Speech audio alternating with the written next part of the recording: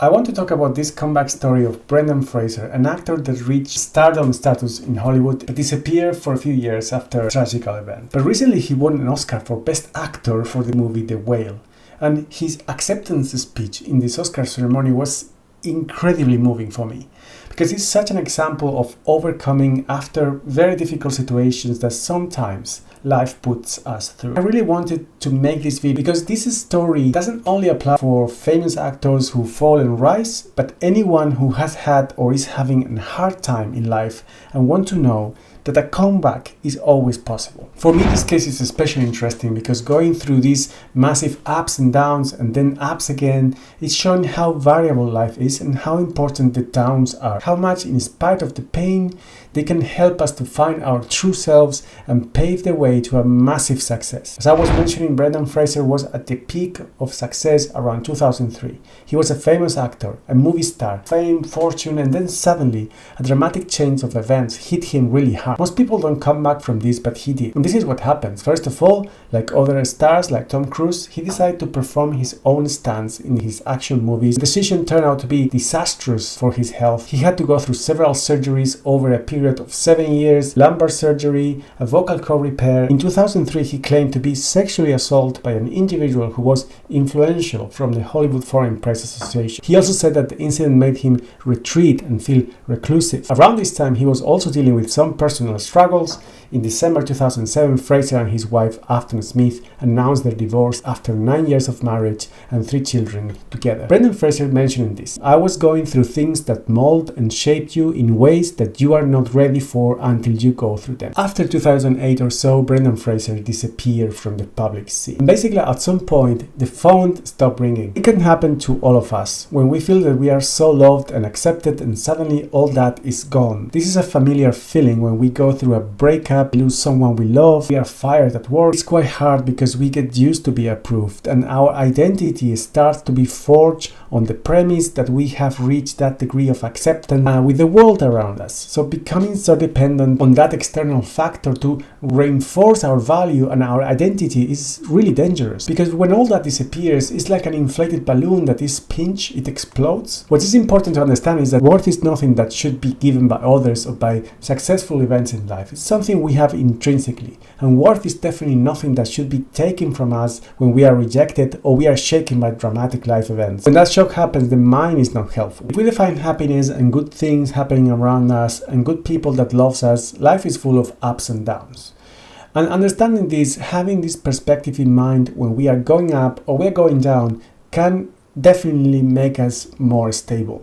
But especially when we are at the top and suddenly something happens that shakes us, we narrow down our vision and we zoom in and we forget the global picture. We have lost our identity. We are not defined by success and approval anymore, so who are we? When we lose someone we love, it's a feeling of being lost on your own and feeling the precipitation and falling down. And in this kind of descendant movement, the mind is going to make projections about the future based on the tendency of the current present. It's very narrow-minded because we don't see the future, and no one can, but we just see the unidimensional direction and a very narrow field of view and the vertigo falling down. But zooming out, this might be the future waiting for you. Like in the case of Brendan Fraser, when he won an Oscar.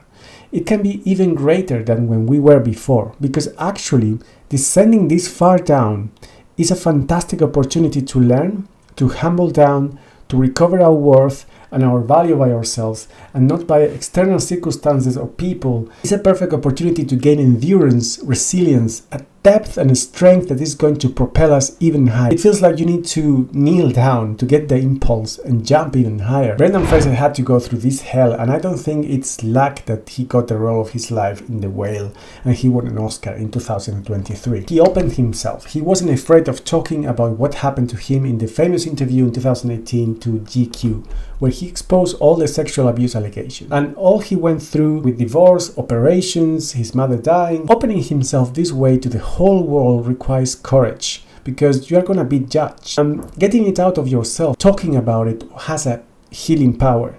He realized that there were more good-hearted people that still love him, that still remember. A fan told him in 2021 in TikTok, "There are so many people out there who love you."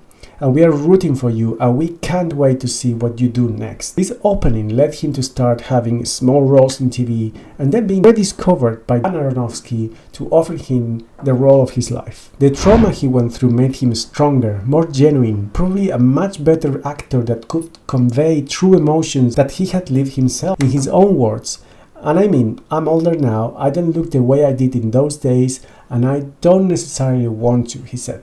"But I made peace with who I am now. I'm glad that the work I can do is based in an emotional reality that's not my own life, but is one that I can strongly identify with." He was always authentic and true to his principles. For example, when he was nominated for a Golden Globe in 2023, he renounced God. And he said, "It's because of the history that I have with the Hollywood Foreign Press Association, and my mother didn't raise a hypocrite. You can call me a lot of things, but not that." As you can see, his talent was always there. It never went away, because the talent and the worth, it's part of us, is our gift by birth. Brendan Fraser's gift is acting, and he became an even better actor than before.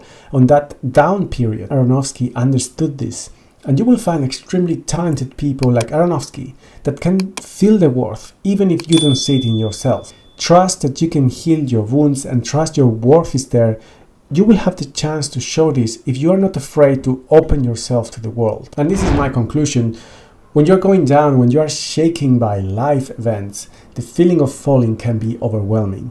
And your mind can really sink you down with silly projections about, yes, you're going down, you're gonna keep going down. But this is not true. You have the power to challenge these mind's projections and assumptions about the future.